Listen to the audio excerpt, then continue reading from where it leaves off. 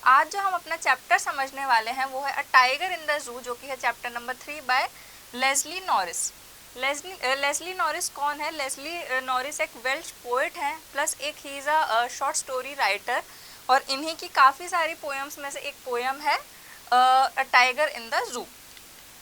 तो सबसे पहले आप देखिए, जैसे कि हम हर बार अपनी पोएम में देखते हैं, सेंट्रल आइडिया हम समझेंगे पोएम का कि इस पोएम में क्या बताया गया है, क्या आइडिया है पोएम का।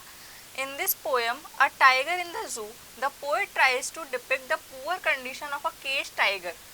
तो बेसिकली इस पोएम में जो पुअर कंडीशन है, जो कि टाइगर्स और जो वाइल्ड एनिमल्स होते हैं जू में, हम सब बचपन में हमारी चाइल्डहुड में जू गए होंगे, तो वहाँ पे हमने देखा होगा जो वाइल्ड एनिमल होते हैं केज के अंदर, उनकी जो कंडीशन होती है, जो वो सोचते हैं, जैसा वो फील करते हैं, उसको डिपिक्ट किया गया है, उसको शो किया गया है। ही contrast and compares the life of a caged tiger with a living tiger in his natural habitat। तो उन्होंने, जो पोएट है हमारे, उन्होंने क्या किया है, एक टाइगर जो कि केज में बंद है, जो कि जू के अंदर है, उसे कंपेयर किया है किससे? एक टाइगर जो कि अपने नेचुरल हैबिटाट, जो वाइल्ड एनिमल्स होते हैं उनका नेचुरल हैबिटाट क्या होता है? फॉरेस्ट होता है। वो अपने नेचुरल हैबिटाट में रहते हुए एक टाइगर को कंपेयर कर रहे हैं, जो कि एक टाइगर जू में रह रहा है, उससे। Then through the poem, the poet tries to convey that wild animals should be allowed to live freely in their natural habitat. Freedom is loved by all living beings and not just by human beings। तो इस poem में जो हमारे poet हैं वो क्या convey करने का ट्राई कर रहे हैं कि जितने भी वाइल्ड एनिमल हैं उनको केज करके नहीं रखना चाहिए, उनको हमें क्या करना चाहिए, उनके नेचुरल हैबिटाट में रहने देना चाहिए फ्रीली, क्योंकि फ्रीली इस वर्ल्ड में, इस जगह पे, अर्थ पे हमें रहने का हक सिर्फ ह्यूमन बींग्स को नहीं है, उतना ही जितना हमारा है उतना ही हक जो कि एनिमल्स हैं उनको रहने का भी है, तो उन्हें भी फ्रीली छोड़ देना चाहिए, उन्हें केज करके नहीं रखना चाहिए। The life of captivity breeds rage, intolerance and stress. काफ़ी ज़्यादा बुरा फील करते हैं, काफ़ी ज़्यादा इनटॉलरेटिंग हो जाता है उनके लिए, वाइल्ड एनिमल के लिए, जो इतने टाइम तक केज में रहते हैं। और आपने देखा होगा कि जब हम ह्यूमन बींग्स जेल में होते हैं या बार्स के पीछे होते हैं तो हमें कितना बुरा लगता है, हमें कितना ज़्यादा एंगर और फ्रस्ट्रेशन आ जाता है। तो आप सोच के देखिए कि जो एनिमल्स जो कि इतने लंबे टाइम तक केज के अंदर बंद रहते हैं वो कैसा फील करते होंगे। आपने देखा होगा हम चाइल्डहुड में जब जाते थे, जू में जाते थे, तो हम काफ़ी ज़्यादा अम्यूज़ और अच्छा फील करते हैं, उन एनिमल्स को देख के हम खुश होते हैं।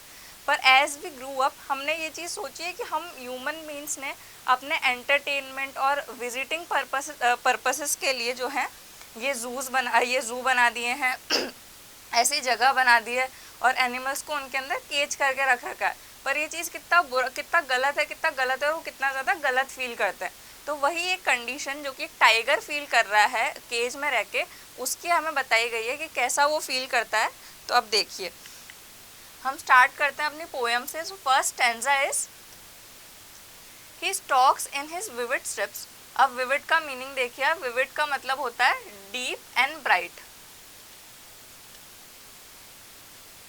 Deep and bright.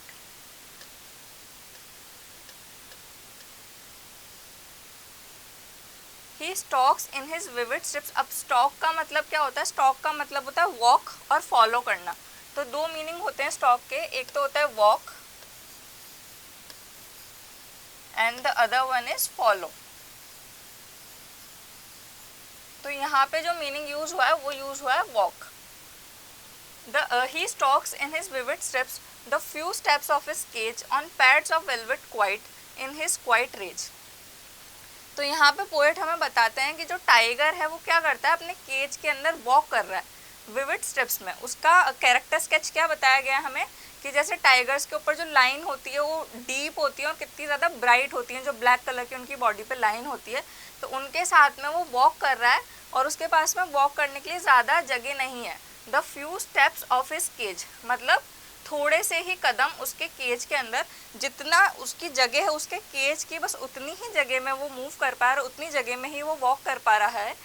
On pads of velvet quite, velvet quite, on pads of velvet quite, इससे क्या मतलब है कि जो टाइगर के जो पॉ हैं, मतलब उसके जो पंजे हैं, उनको किससे कंपेयर किया गया है? वेलवेट क्वाइट, मतलब वेलवेट के फैब्रिक से कंपेयर किया। आपने देखा होगा कई लोगों के घर में डॉग्स होंगे एज अ पेट एनिमल, तो उनके जो पॉज होते हैं वो कितने ज़्यादा सॉफ्ट होते हैं।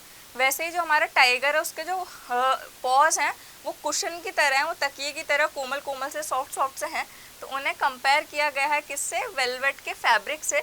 और जब वो मूव कर रहा है, जब वो चल रहा है, तो वो कोई आवाज़ नहीं कर रहा। जब वो इतने सॉफ्ट सॉफ्ट धीरे धीरे अपने पैर रखेगा ज़मीन पे तो आवाज़ थोड़ी होगी। In his quiet rage, quiet rage, rage का मतलब है एंगर, गुस्सा। तो केज के अंदर हमें बेसिकली पोएट बता रहे हैं कि टाइगर है जो कि जिसके पास में बहुत छोटी सी जगह है केज की केवल मूव करने के लिए, उनमें वो अपनी डीप और डार्क और ब्राइट जो स्ट्रिप्स उसकी बॉडी पे हैं उनके साथ में मूव कर रहा है और बहुत ज़्यादा शांत है वो, उसको गुस्सा आ रहा है लेकिन वो उस चीज़ का कुछ कर नहीं पा रहा। क्यों? क्योंकि वो हेल्पलेस है, केज के अंदर से वो क्या ही करेगा, लेकिन वो बहुत ज़्यादा गुस्से में है अपनी कंडीशन के ऊपर जो कि वो केज के अंदर रह के हो गई है कि वो हेल्पलेस है और कुछ कर नहीं सकता। देखिए, in these lines the poet is describing a tiger in the cage. वो अब एक टाइगर है जिसको केज के अंदर बता रहे हैं, उसकी जो कंडीशन है वो डिस्क्राइब कर रहे हैं। The tiger with bright and clear stripes moves inside the cage. The cage is very small so the tiger can hardly take a few steps along its length. समझ में आ गया कि वो केज इतना छोटा है कि वो बहुत कम स्टेप्स ले पा रहा है उस केज के अंदर और मूव नहीं कर पा रहा। His pads are soft like velvet, so no one can hear the sound of his footsteps. उसके जो पॉज हैं वो वेलवेट की तरह सॉफ्ट हैं ताकि उसके फुटस्टेप्स, जो उसके चलने की आवाज़ है, वो किसी को सुनाई ना दे पाए। In spite of being the most powerful creature, he is imprisoned inside a cage. This situation has made the tiger angry, but he is keeping quiet as he knows that he is helpless in the situation. तो ऐसी situation जो कि उसकी हो गई है उस cage में रह के, उसको क्या होना चाहिए था, उसको कहाँ होना चाहिए था, उसको अपने नेचुरल हैबिटेट, उसको अपने फॉरेस्ट में होना चाहिए था, लेकिन वहाँ ना होकर वो केज के अंदर है और इस सिचुएशन में वो उसे बहुत ज़्यादा गुस्सा आ रहा है इस सिचुएशन में रह के उसको, और वो हेल्पलेस है, वो कुछ कर नहीं सकता ऐसे सिचुएशन में, तो वो गुस्से में है लेकिन क्वाइट है और हेल्पलेस है। Now next, he should be looking in shadow sliding through long grass. तो अब टाइगर को कहाँ होना चाहिए? टाइगर को पोएट ने बताया है कि उसको केज में ना हो करके उसको he should be looking in shadow, मतलब लुकिंग का क्या मीनिंग है? हाइडिंग, मतलब छुपना। Sliding through long grass near the water hole where the plump deer pass. तो टाइगर को अपने नेचुरल हैबिटेट यानी कि फॉरेस्ट में रहना चाहिए, केज में ना होकर उसको फॉरेस्ट में होना चाहिए। उसको लंबी लंबी झाड़ियाँ, लॉन्ग ग्रास के पीछे छुपते हुए अपने शिकार का इंतज़ार करते हुए, नियर द वाटर होल मतलब किसी भी वाटर बॉडी के पास में लंबी लंबी जो ग्रास होती है उनके पीछे छुपते हुए किसी, where the plump deer pass, plump मतलब फैट, डियर पास कोई उसका प्रे मतलब जो कि उसका शिकार है, कोई भी डियर या कोई सा भी एंटीलोप उसको निकलते हुए उसका इंतज़ार में उसको होना चाहिए। उसको अपने शिकार के इंतज़ार में लंबी लंबी जो ग्रासेस हैं उनके पीछे छुपता हुआ होना चाहिए, उसको केज में नहीं होना चाहिए। देखिए, in these lines the poet is filled with sorrow for the cage tiger, he feels that a tiger should be free in his natural habitat. मतलब कि जो टाइगर है उसके लिए बहुत ज़्यादा बुरा फील करते हुए पोएट बोलते हैं कि उसको केज में ना हो करके उसको अपने नेचुरल हैबिटेट फॉरेस्ट में होना चाहिए। ठीक है, he should be hiding in the shadows and quietly moving through the long grass near the water hole. He should be waiting for a fat and healthy deer to pass. मतलब उसको क्या, जैसा कि मैंने बताया, उसको वहाँ पे ना हो करके उसको हाइड मतलब उसको छुपते हुए लंबी लंबी ग्रास के पीछे, शैडोज के पीछे छुपते हुए किसी अपने शिकार का इंतज़ार करते हुए होना चाहिए। जो उसकी नेचुरल जगह है उसको वहीं पर ही होना चाहिए, वहाँ पे रहने के लिए उसको बनाया गया है, उसको केज में रहने के लिए नहीं बनाया। ही is a wild animal. In the hope of getting a heavy meal, the poet wants to convey that the actual life of a tiger is in jungle and not in cage. उसको hope में होना चाहिए, शिकार के इंतज़ार में, एक अच्छी सी उसको मील मिले, अच्छा सा खाना मिल जाए उसको एक टाइम का, उसके इंतज़ार में होना चाहिए उसको, ना कि केज में। तो यहाँ पे पोएट बताना चाह रहे हैं कि उसको केज में ना होकर उसको एक्चुअल में उसकी जो रियल लाइफ है जो कि वो डिज़र्व करता है जीना, वैसे रहना चाहिए। He should be snarling around houses. Snarling का क्या मतलब है? स्नार्लिंग का मतलब है रोरिंग, मतलब घुर्राना।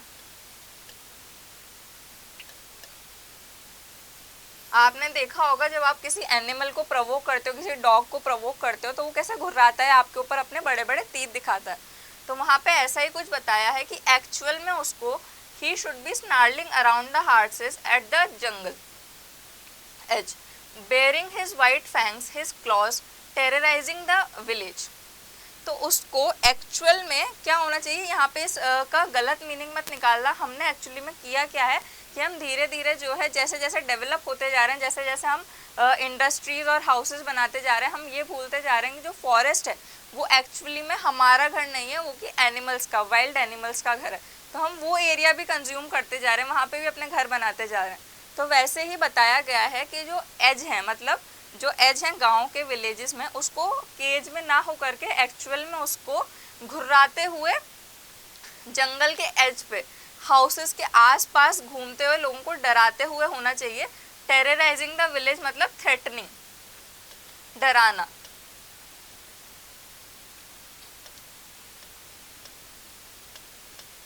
उसको वैसे होना चाहिए, वो किसी को हार्म नहीं करना चाहता, लेकिन उसका जो नेचर है, टाइगर किसी को हार्म नहीं करना चाह रहा, लेकिन उसका जो नेचर है, जब उसको कोई प्रवोक करेगा तो ऑब्वियस सी बात है उसको गुस्सा आएगा, और वो रॉर करता हुआ उसके जो वाइट टीथ हैं उनको दिखाते हुए, और टेरराइजिंग द विलेज मतलब सबको डरा के रखने वाला उसका नेचर बनाया है। किंग की तरह उसको आसपास वहाँ पे घूमना चाहिए फ्रीली, मतलब किसी दबाव में आके नहीं, किसी छोटी सी जगह में नहीं, उसको फॉरेस्ट में, विलेजेस के आसपास उसको फ्रीली घूमना चाहिए। देखिए, in these lines the poet explains what a tiger in his natural habitat should be doing. According to him a free tiger should be roaring around the houses located at the jungle's edge. तो यहाँ बताया है poet ने same चीज़ कि उसको अपने natural habitat में, उसको जो उसका जो नेचुरल हैबिटेट है फॉरेस्ट, वहाँ पे क्या करते हुए होना चाहिए, उसको फ्रीली मूव करते हुए होना चाहिए, फ्रीली वो दहाड़ता हुआ हो वहाँ पे। और जो जंगल के एज पे, किनारे पे, वहाँ पे जो हाउसेस हैं, एज का क्या मतलब हो गया, किनारा, कि जंगल के किनारे पे जो हाउसेस हैं, ही should be showing his sharp white teeth and his clause. उसको अपने शार्प वाइट टीथ, फैंग्स क्या हो गए, उसके वाइट टीथ,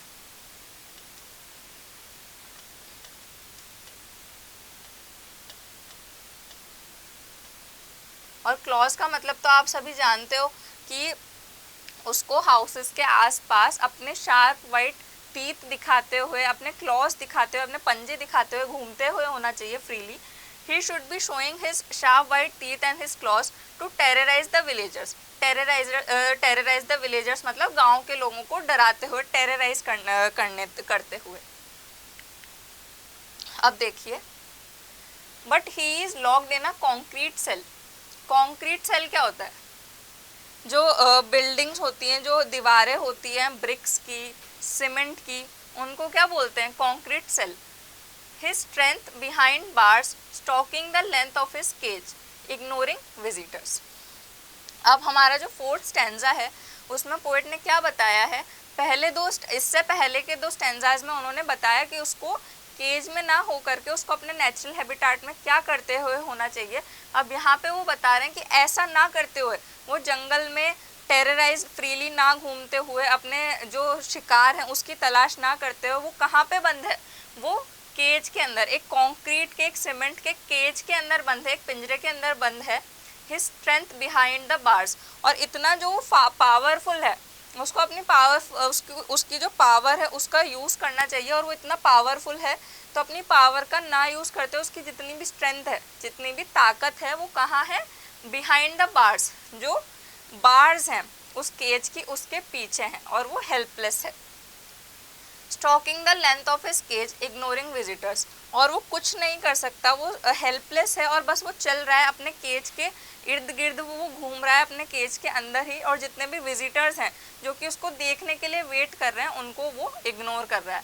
मतलब यहाँ पे साफ साफ पता चलता है कि उस केज के अंदर वो जो टाइगर है वो खुश नहीं है, वो बहुत ज़्यादा दुखी है, और वो एक वाइल्ड एनिमल है जो कि अपने नेचुरल हैबिटेट मतलब फॉरेस्ट में रहने के लिए बना है, ना कि एक केज में।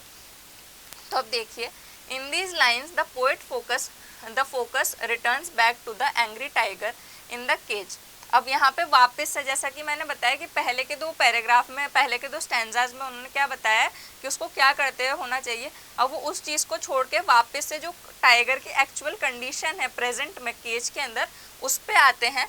The poet explains that unlike the tiger in the jungle, this tiger is not free, he is locked in the concrete cell, his strength and power is no use behind the bars of the cage.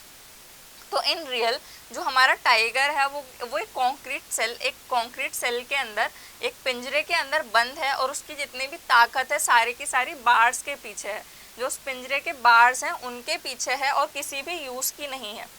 Behind the bars of the cage he is moving in his cage, ignoring the visitors who are continuously visiting to have a look at him. अब वो क्या कर रहा है, वो उन visitors को जो कि कंटिन्यूसली उसको एक झलक पाना चाह रहे हैं, उसको देखने के लिए बहुत एक्साइटेड हैं, उनको इग्नोर करता हुआ बस अपने केज के अंदर घूम रहा है और काफ़ी ज़्यादा क्वाइट और शांत है वो। अब देखिए, he hears the last voice at night, the patrolling cars, and stares with his brilliant eyes at the brilliant stars। अब काफ़ी ज़्यादा ब्यूटीफुली जो है हमारे पोएट हैं उन्होंने इस पोएम को एंड करा है कि अब रात होती है और रात में हमारा जो टाइगर है वो लास्ट वॉइस, जो एक लास्ट साउंड सुनता है, वो किसकी सुनता है, पेट्रोलिंग कार्स की। मतलब जो रात के टाइम पे जो कार्स और जो गार्ड्स होते हैं वो देखने के लिए आते हैं, चेक करने के लिए आते हैं, उनकी कार की वो लास्ट आवाज़ सुनता है रात में। और उस टाइम पे वो क्या कर रहा होता है, वो अपनी ब्रिलियंट, मतलब टाइगर की आइज कितनी ज़्यादा फेरोशियस होती है, कितनी ज़्यादा अट्रैक्टिव होती हैं और ब्राइट होती हैं, उनसे वो वैसे ही ब्राइट और ब्रिलियंट स्टार्स की ओर देखता है। वो ब्रिलियंट स्टार्स को देख रहा होता है और हेल्पलेस है, वो होप करता है फ्रीडम के लिए। अब लास्ट पैराग्राफ में एक्चुअल में जो पोएट हैं वो एम्पैथाइज करते हैं किसके साथ, टाइगर के साथ में। वो टाइगर जैसा फील करके उन्होंने ये स्टैंजा लिखा है, वो बताते हैं हमें कि कैसा वो भी फील कर सकते हैं, कैसा वो समझ सकते हैं उस कंडीशन में रह के। वो टाइगर के बारे में बताते हैं कि रात के टाइम पे जब जो गार्ड्स होते हैं वो देखने के लिए आते हैं, वो लास्ट आवाज़ उनकी कार की सुनता है और वो ब्रिलियंट आँखों से, अपनी सुंदर सुंदर आँखों से, अपनी ब्राइट आँखों से वो किन्हें देखता है, स्टार्स की ओर देखता है और काफ़ी ज़्यादा हेल्पलेस है और किसके लिए होप करता है, फ्रीडम के लिए होप करता है। अब देखिए, in these lines the poet says that even at night the tiger is disturbed. मतलब रात के टाइम भी जो टाइगर है वो डिस्टर्ब्ड है, वो परेशान ही है, क्योंकि ऑब्वियस सी बात है कि केज में ऐसा तो होगा नहीं कि किसी टाइम वो अच्छा फील कर रहा है, किसी टाइम बुरा फील कर रहा है। केज में है, वो कैद है, तो वो पूरा टाइम बुरा ही फील कर रहा है। तो रात के टाइम भी वो डिस्टर्ब्ड ही है। He hears the last sound of the patrolling cars of the zoo officials. Zoo के जो ऑफिशियल्स हैं, जो गार्ड्स वगैरह हैं, उनकी वो लास्ट कार की आवाज़ सुनता है। The tiger stairs at the brilliant star shining brightly in the sky. Brilliant star हैं जो कि शाइन कर रहे हैं ब्राइटली स्काई के अंदर, with his brilliant eyes which hopes for the freedom, जो कि फ्रीडम के लिए होप कर रही हैं, जो कि चाहती हैं कि अब वो फ्री हो जाए और एक्चुअल में जहाँ पे वो रहना डिजर्व करता है, जहाँ पे रहने के लिए वो बना है, वो यहाँ ना होके वहाँ पे हो।